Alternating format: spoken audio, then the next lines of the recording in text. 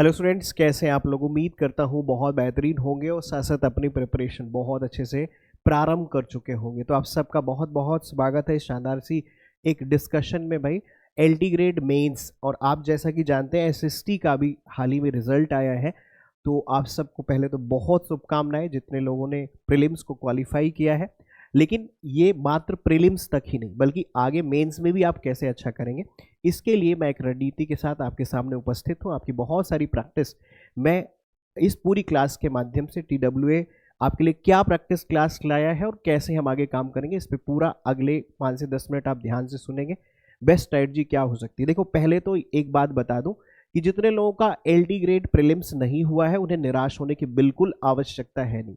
Reason उसका ये है कि अभी यूपी में हाल ही में TGT वैकेंसी पे बातचीत हो रही है।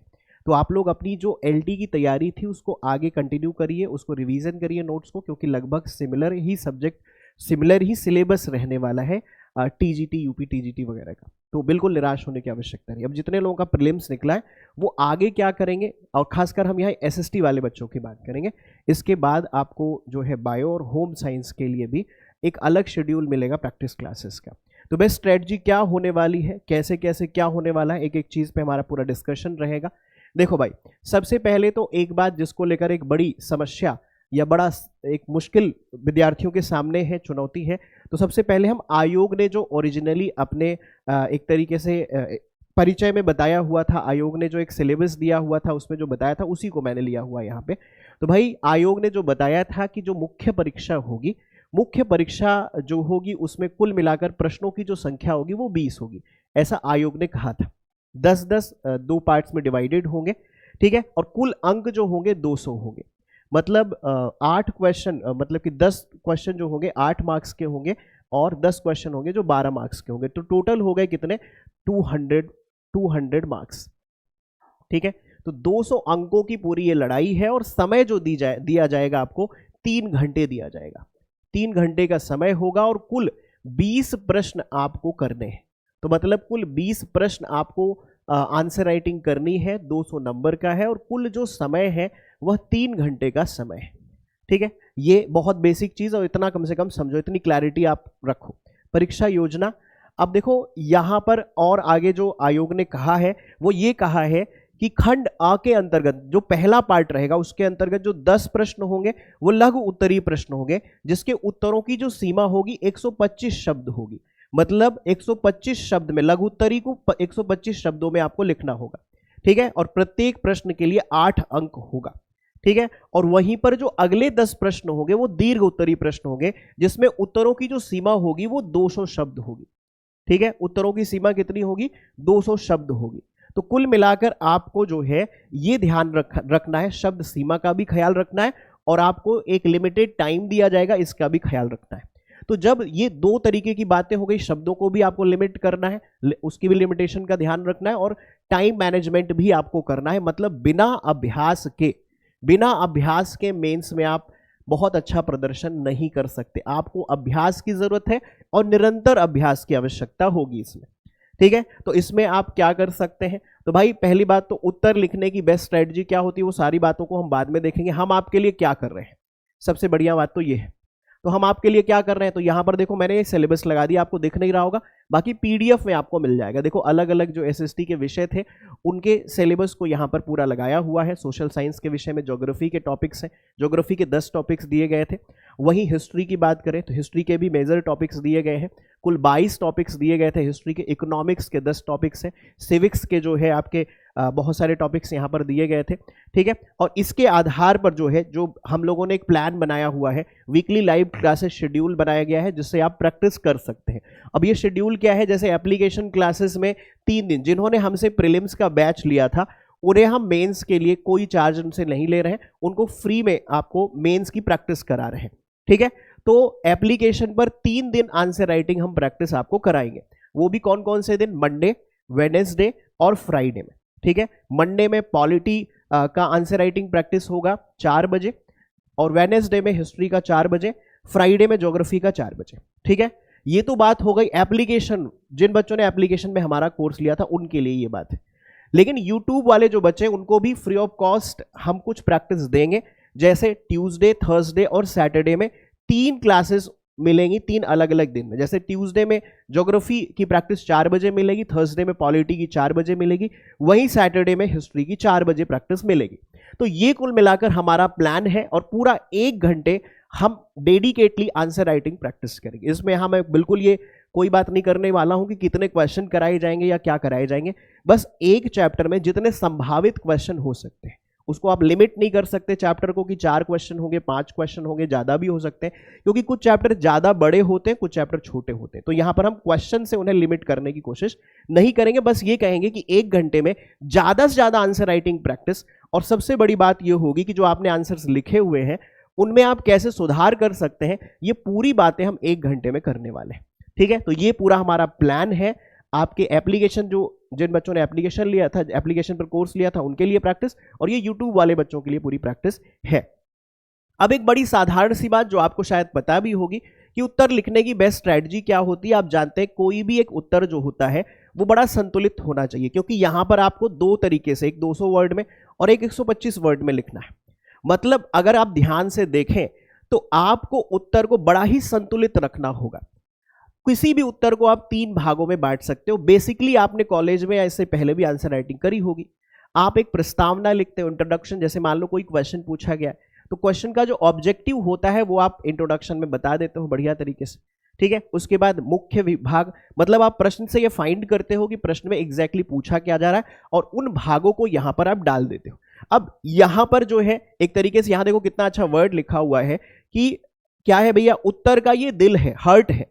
और इसमें कोशिश ये करना है जहां तक हो सके, कई बार नहीं हो पाता लेकिन मैक्सिमम टाइम हमें ये करना है कि इसे पॉइंट टू पॉइंट लिखा जाए, पैराग्राफ का इस्तेमाल बहुत कम किया जाए, साथ साथ इसको पॉइंट्स के फॉर्म में, बुलेट फॉर्म में, बुलेट मार्क्स के फॉर्म में, फ्लो चार्ट के फॉर्म में, ठीक है, इस तरह से लिखे जिससे कि आपका उत्तर जो है बहुत ज्यादा सुंदर दिखे और बहुत आसानी से आपका आंसर देखने में समझ में आ जाए। ठीक है, तो मुख्य भाग में हमें बेसिकली काम करना है और वहीं कंक्लूड कर देना है लास्ट में एक सकारात्मक और फ्यूचरिस्टिक अप्रोच के साथ क्वेश्चन का कंक्लूजन बताना है।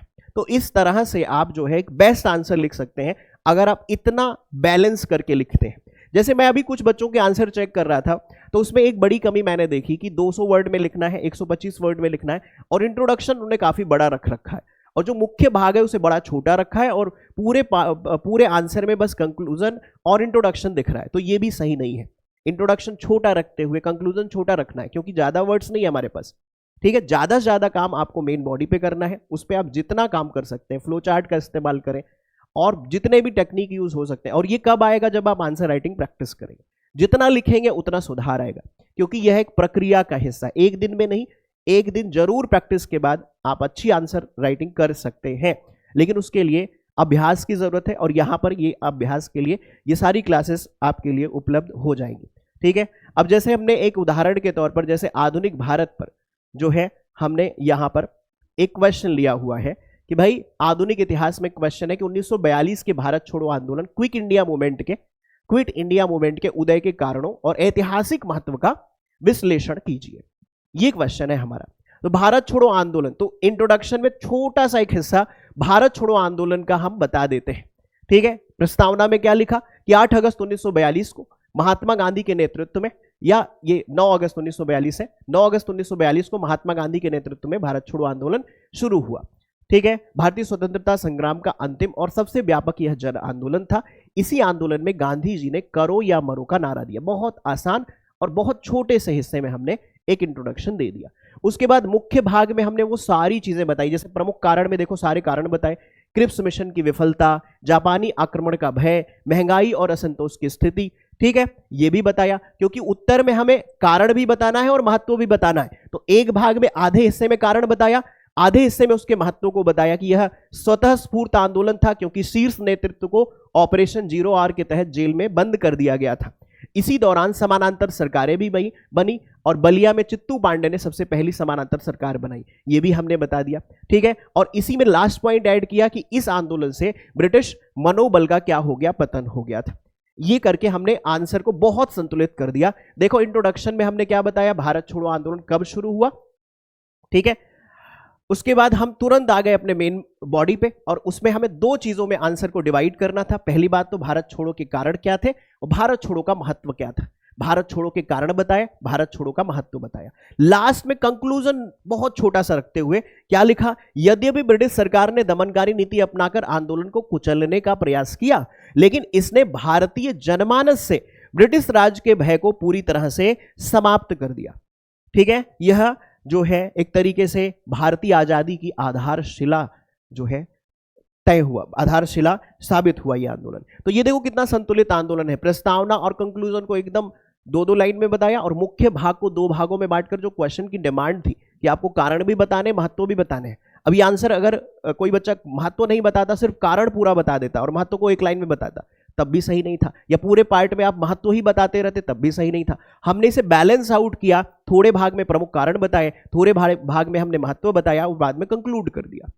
तो भाई ये इस तरह से आप बेस्ट आंसर की ओर जा सकते हो। लेकिन इस आंसर की समझ कब डेवलप होती है, जब आप कम से कम 20, 25 या 30 आंसर लिख लेते हो, तब इस तरह का पूरी तरह से एक कहते हैं स्ट्रेटजी डेवलप होती है कि हम इस तरह से आंसर राइटिंग करेंगे। और कोई भी आंसर राइटिंग बेस्ट कब होती है, जब उसमें प्रश्न की डिमांड को पूरा किया जाए, प्रश्न की मांग क्या है इसे समझते हुए आप आंसर राइटिंग करते हैं। तो ये सारी चीजों को हम कोशिश करेंगे कि आपके प्रैक्टिस सेशन में लेकर आए। तो 3 दिन एप्लीकेशन की क्लासेस के लिए तैयार रहेंगे जो ऐप वाले हमारे बच्चे हैं वो, और 3 दिन जो है हम यूट्यूब पे प्रैक्टिस क्लासेस लेकर आएंगे। ठीक है, तो ये पूरा हमारी स्ट्रेटजी है। मंडे, वेडनेसडे, फ्राइडे आपकी ऐप की क्लासेस है और ट्यूसडे, थर्सडे और सैटरडे में हमारी जो है यूट्यूब की क्लासेस है। तो ये कुल मिलाकर हमारे प्रैक्टिस का हिस्सा, जो आपको प्रैक्टिस देनी है उसका हिस्सा है। तो ये कुल मिलाकर आज से आपसे बात करनी थी और ये जस्ट कल से ही इंप्लीमेंट हो जाएंगी।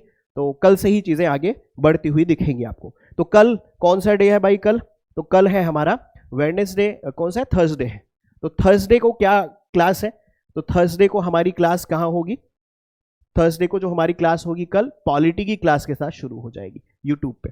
ठीक है, तो कुल मिलाकर यही सब बातें थी। बाकी जरूर बताएं आपको ये हमारी स्ट्रेटजी आपको कैसे पसंद आई और जरूर इसमें पार्टिसिपेट करें। तो बहुत बहुत धन्यवाद जुड़ने के लिए और जरूर बताएं कि आपको ये हमारी स्ट्रेटजी कैसी लगी। अगर आपको ये सेशन पसंद आया हो तो इसको लाइक एंड शेयर जरूर कर दीजिएगा। जल्द ही मिलते हैं क्लासेस में अभ्यास के साथ, जिससे कि इंप्रूवमेंट कराया जाए और आपकी सफलता को सुनिश्चित कराया जाए। बहुत बहुत धन्यवाद। Thank you very much.